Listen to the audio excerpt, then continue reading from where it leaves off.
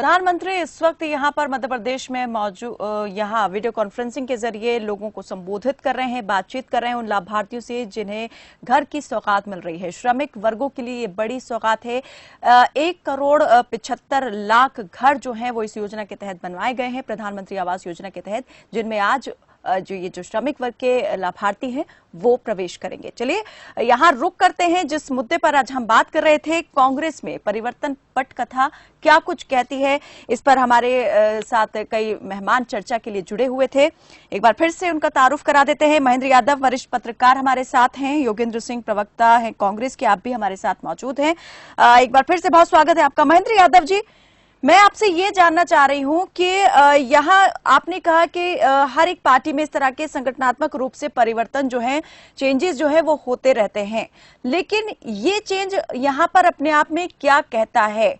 किस तरह का, क्या ये अलार्म वार्निंग एक तरीके की है, या फिर ये कहें कि राहुल गांधी के लिए ही ये सारी चीजें यहाँ पर की गई हैं? चलिए, हमारा संपर्क टूट गया। प्रदीप भटनागर हमारे साथ जुड़ गए हैं, आप बीजेपी के नेता हैं, बहुत स्वागत है आपका। प्रदीप जी, ये जो कांग्रेस ने संगठनात्मक रूप से परिवर्तन किया है, क्या कहेंगे इस पर?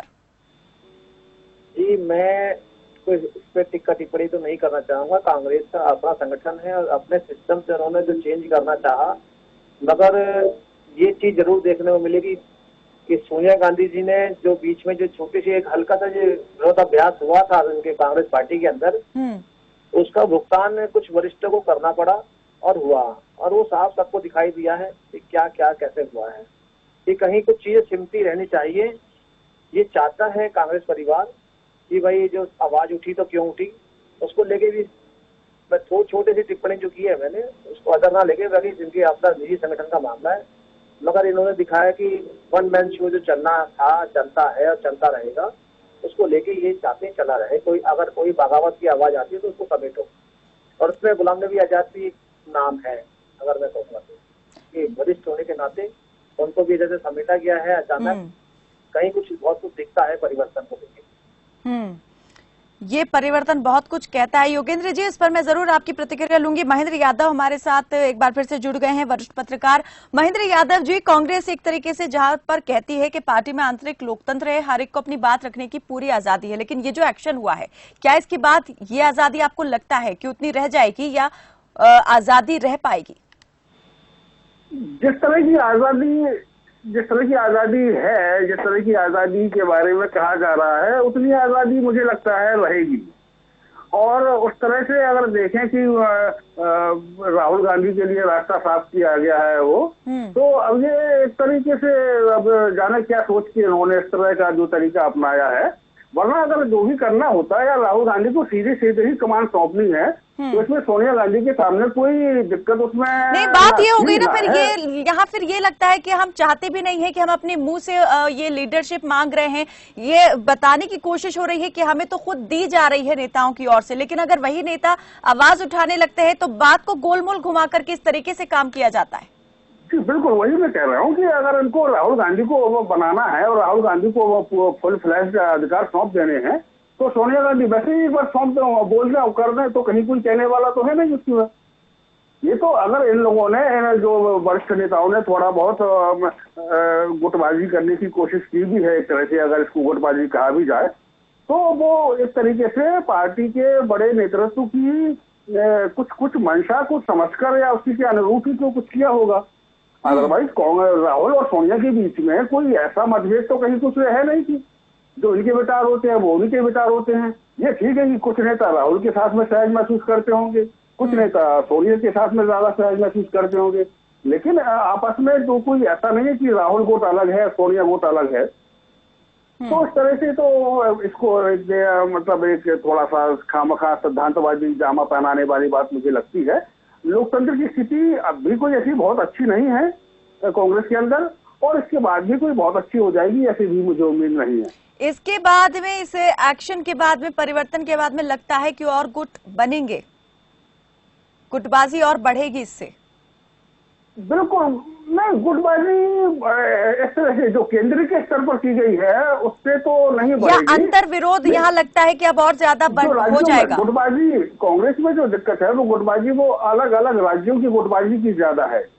केंद्रीय स्तर पर ऐसी कोई गुटबाजी नहीं दिखाई देती है। उनके ठीक है, जो राज्यों के अपने जो गुटबाजी है, अलग अलग गुटों के केंद्र में अपने अपने आका बैठे होंगे, वो एक अलग बात होती है। योगेंद्र जी। कान्हा जी, कांग्रेस पार्टी में किसी प्रकार की कोई गुटबाजी नहीं है। पार्टी में आंतरिक लोकतंत्र बरकरार है, सभी को अपनी बात कहने का हक है, जो आप देख रहे हैं। और जो नई सूची कल आई है, इस सूची में वरिष्ठ योगेंद्र जी, अगर ऐसा होता तो शायद उन नेताओं का इस तरह से डिमोशन नहीं होता ना, उस तरीके से डिमोशन नहीं होता जैसे कर दिया गया। कान्हा जी, आप सूची देखेंगे, उसमें वरिष्ठ को भी जगह दी गई है और युवाओं को भी जगह दी गई है। वरिष्ठ नेता है, उनका अनुभव है, युवा नेता है, उनमें कार्य करने का जज्बा है। लेकिन प्रायोरिटी उस टीम को दी गई है जो राहुल गांधी की मनपसंद टीम है, मनपसंद नेता है। इस सूची में आप देखेंगे वो सारे वरिष्ठ नेता है जिन्होंने पार्टी को लंबे समय तक लीड किया है। वो युवा भी है, वो सीनियर भी है। आप दिग्विजय सिंह जी को देख लीजिए, जिन्होंने लंबे समय तक काम किया। कुछ युवा नेता भी हैं जो लंबे समय से पार्टी के लिए काम कर रहे हैं। इसे आप किसी गुटबाजी और किसी के पसंद का आप न देखें। ये पार्टी के वो नेता हैं जिन्होंने लंबे समय तक पार्टी के लिए काम किया है और पार्टी को लगता है कि आगे भी ये नेता पार्टी को और अधिक मजबूत करेंगे। उसी को लेकर ये सूची तैयार की गई और आपके सामने ये सूची। प्रदीप भटनागर जी। कांग्रेस थी, उस कांग्रेस में और आपकी जो कांग्रेस आई है, इसमें सामाजिक विविधता में क्या फर्क आया है? वोट चाहिए आपको ओबीसी के, वोट चाहिए एससी के, वोट चाहिए माइनॉरिटी के, वोट चाहिए शेड्यूल ट्राइब के, और लेकिन नेतृत्व करने वाला तो तबका वही है और जो वो तबका पूरी तरीके से भारतीय जनता पार्टी को वोट देता है। तो ऐसे में कैसे कोई बड़ा परिवर्तन हो जाएगा? नहीं, ये जो मोटे तौर पर देखें तो हाई कास्ट के और उच्च जाति के पार्टी का जो वर्चस्व था वो अब भी बना हुआ है। योगेंद्र जी, जो पहले वर्चस्व बना हुआ था वो अभी भी बना हुआ है। यहाँ राहुल के लिए ही ये सारी चीजें जो हैं वो एक प्रकार से कर दी गई हैं। ऐसा कोई मुझे लगता नहीं है और ऐसा इस सूची में दिख भी नहीं रहा है। ये एक तरह की बात बताई गई है और मैं इससे इत्तेफाक रखता नहीं हूँ। आप सूची देखिए, सूची में सभी के नाम है, सभी नेताओं के नाम है। वो युवा नेता हो, जो संचालन समिति में 6 नेता शामिल किए गए हैं, उन नामों को अगर देखें तो वहां से तो कुछ इसी तरह का इशारा मिलता है। कान्हा जी, ये सूचियां जो है, पहले भी आप जब देख रहे हैं, एक सूची स्क्रीनिंग कमेटी की आई थी बिहार के लिए, फिर कुछ सचिव की आई, महासचिव की आई। तो संगठन में अलग अलग व्यक्ति को, अलग अलग नेता की उपयोगिता को देखते हुए संगठन परिवर्तन करता रहता है। इसे हम उस नजरिए से क्यों देखें कि इस सूची में इनका नाम आया, उस सूची में उनका नाम आया। चलिए प्रदीप भटनागर जी, मेरे पास बहुत कम वक्त है, अंतिम प्रतिक्रिया आपकी तरफ से जल्दी से। प्रदीप जी, चलिए लगता है हमारा संपर्क टूट गया। महेंद्र यादव जी, क्या कहेंगे यहाँ पर? ये जो परिवर्तन है, ये परिवर्तन कितना रास आने वाला है कांग्रेस को? मैं वही, मेरी अंतिम प्रतिक्रिया वही रहेगी जो मैं योगेंद्र से पूछना चाह रहा था कि ठीक है, कुछ नेताओं की तब्दीली हुई है, वो अलग बात है, लेकिन मोटे तौर पर कांग्रेस अब भी एक हाई कास्ट के नेताओं के गुट के कब्जे में है। वो पहले भी थे, वो अभी भी है, और वो हाई कास्ट तो वो है जो पूरी तरीके से उनका मतदाता वर्ग जो है जो भारतीय जनता पार्टी के साथ शिफ्ट हो चुका है। एसटी के, माइनॉरिटी के, ओबीसी के नेताओं का कहीं कोई इसमें वर्चस्व बढ़ता नहीं दिखा है, जबकि वोट आपको इनसे ही लेने हैं। इसलिए मुझे कोई बहुत ज्यादा उम्मीद इसमें बदलाव से नहीं दिखती। तो राहुल गांधी के लिए संचालन संबंधी सुविधा इसमें हो सकती है, बस। चलिए, बहुत बहुत शुक्रिया आप सभी मेहमानों का हमारे साथ इस चर्चा में जुड़ने के लिए। तो कांग्रेस ने अपने संगठनात्मक रूप से यहां पर बदलाव कर दिए हैं, बड़े स्तर पर यहां कार्य समिति के अंदर बदलाव किए गए हैं और संगठन के अंदर बदलाव किए गए हैं, सीडब्ल्यूसी के अंदर भी यहां पर बदलाव किए गए हैं।